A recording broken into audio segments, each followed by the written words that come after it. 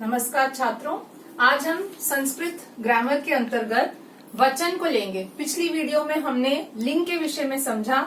इस वीडियो में हम वचन यानी नंबर उसके विषय में जानेंगे। संस्कृत में लिंग भी 3 होते हैं, वचन भी 3 होते हैं और पुरुष भी 3 होते हैं।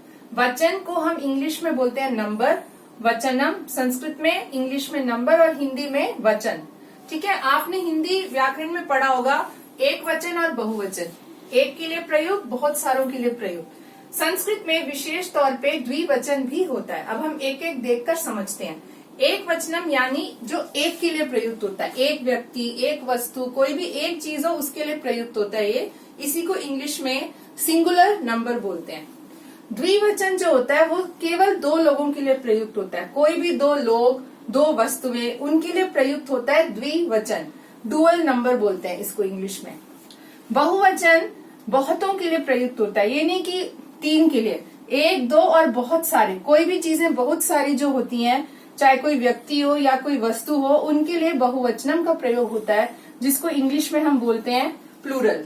ठीक है, तो हम एक एग्जाम्पल के थ्रू देखते हैं इनका लिंग के साथ कैसे प्रयोग होता है। जैसे एक बालक, इसके लिए आता है संस्कृत में बालकः, 2 बालक बालकौ, बहुत सारे बालक बालकाः, बालकः बालकौ बालकः, 1, 2 बहुत सारे। ठीक है, ये पुल्लिंग का हो गया प्रयोग। इसी तरह अब स्त्रीलिंग अगर हम लेते हैं, बालिका, बालिके, बालिकाः। बालिका यानी कि एक लड़की, बालिके यानी 2 लड़कियां, बालिकाः यानी बहुत सारी लड़कियां। और अगर हम किसी वस्तु को देखें, जैसे फल हो गया, फलम फले फलानी, तो 1 फल, 2 फल, बहुत सारे फल। ठीक है, अब इसी में हम और उदाहरण देखेंगे। यहाँ पे मैंने ये नी को मार्क किया है क्योंकि आगे आप शब्द देखेंगे कहीं कहीं नी का भी प्रयोग होगा, वो मैं आपको समझाऊंगी। अभी हम देखते हैं कि किस तरह से इनका और शब्दों में प्रयोग होता है। ठीक है, अगर आप देखें पुल्लिंग में आप एक चीज को ले लीजिए, बालकः बालकौ बालकः। अब ठीक उसी तरह कोई भी पुल्लिंग शब्द हो उसके लिए आप सेम फॉर्मूला यूज करेंगे। पुल्लिंग में गजः गजौ गजाः, यानी कि हाथी, एक हाथी, 2 हाथी, बहुत सारे हाथी। ठीक है, ऐसे और दूसरा कोई शब्द ले ले, नरः नरौ नराः। सेम वैसे ही विसर्ग, औ की मात्रा और आ के साथ विसर्ग, एक आदमी, 2 आदमी, बहुत सारे आदमी। इसी तरह से नृपः नृपौ नृपाः, एक राजा, 2 राजा, बहुत सारे राजा। यानी ये सिंपल फॉर्मूला आप याद रख लीजिए। ये अ से अंत होने वाला शब्द है। ठीक है, अगर हम इसको खोलकर देखें तो ये अ से अंत होने वाले शब्द है।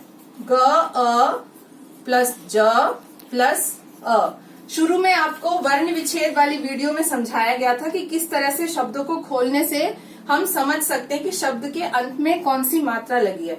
इसके अंत में अ है तो ये अकारांत शब्द है। ठीक है, जिस स्वर से अंत होता है शब्दों का, उसी से उस शब्द को जाना जाता है। अ से एंडिंग है तो ये होगा अकारांत। ठीक है, इनको बोलते हैं अकारांत पुल्लिंग शब्द। और इन सबका ये फिक्स फॉर्मूला है। आप कोई भी शब्द, अगर आपको 3-4 भी आ गए, आप कोई भी शब्द लीजिए तो यही फॉर्मूला आपने लगाना है। इतना अच्छा ये संस्कृत में आपके पास एक नियम है। ठीक है, अब हम देखते हैं अगर कोई भी स्त्रीलिंग शब्द हो। हमने एक शब्द देखा, बालिका, बालिके, बालिकाः। इसी तरह से आप अन्य कोई भी शब्द लें। ठीक है, आप कोई भी शब्द लीजिए, जैसे अम्बा, ये भी आ से एंडिंग है, अम्बा, अम्बे, अम्बाः। एक माता, 2 माताएं, बहुत सारी माताएं। और कोई शब्द लीजिए, सारिका, ये भी आ से एंडिंग है, सारिका, सारिके, सारिकाः। इसमें भी वैसे ही सेम चल रहा है, आ की मात्रा, ए की मात्रा और आ के साथ विसर्ग। 1 मैना, 2 मैना, बहुत सारी मैना। तो ये इसका फॉर्मूला है। कोई भी स्त्रीलिंग शब्द लें आप। अब इसमें भी आप देखिए अ से आ से एंडिंग है, तो इसका अगर हम खोल के देखें स प्लस आ प्लस र प्लस ई प्लस क प्लस आ, ये आ से एंड हो रहा है, तो इसको हम बोलेंगे आकारांत स्त्रीलिंग। ये आकारांत स्त्रीलिंग शब्द है। ठीक है, अब ऐसे ही हम नपुंसक लिंग को समझ लेते हैं। एक फॉर्मूला, बस संस्कृत में यही है, एक एक चीज का फॉर्मूला टेक्निक आपको आ गई तो आपको बहुत सारे शब्द आ जाएंगे। यानी आपने 2 शब्द पढ़े तो समझ लो आपको 600-800 शब्द तो आराम से बनाने आ जाएंगे। ये आसानी होती है। अब आप लीजिए, ये जैसे फल शब्द है, फलम, फले, फलानी। ठीक है, इसी फॉर्मूला से आप देखो दूसरा शब्द लेते हैं, पुस्तकम, पुस्तके, पुस्तकानी।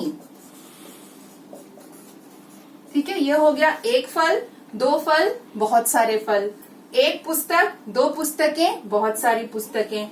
इसी तरह से एक और शब्द हम लेते हैं, पत्रम, पत्रे, पत्राणी। पत्र को हम 2 तरह से यूज करते हैं, इसके मीनिंग, पत्र को चिट्ठी के लिए भी प्रयोग होता है ये शब्द, और दूसरा पत्ता, लीव्स, एक पत्ता, 2 पत्ते, बहुत सारे पत्ते, एक चिट्ठी, 2 चिट्ठियां, बहुत सारी चिट्ठियां। अब एक प्रश्न उठता है कि यहाँ पे तो न का प्रयोग हुआ और यहाँ पे न का, ऐसा क्यों? ये भी आप ध्यान दीजिए कि संस्कृत में ये जैसे है त्र, क्ष, या जैसे र हो गया, री, इनके साथ हमेशा न का प्रयोग होता है। ठीक है, और जो ये सिंपल है ल या क, इनके साथ न का। मैं तो ऐसे समझाऊंगी आपको एक फॉर्मूला, आप ये याद रखो, ये सॉफ्ट अक्षर है, सॉफ्ट अक्षर के साथ ये सॉफ्ट का प्रयोग।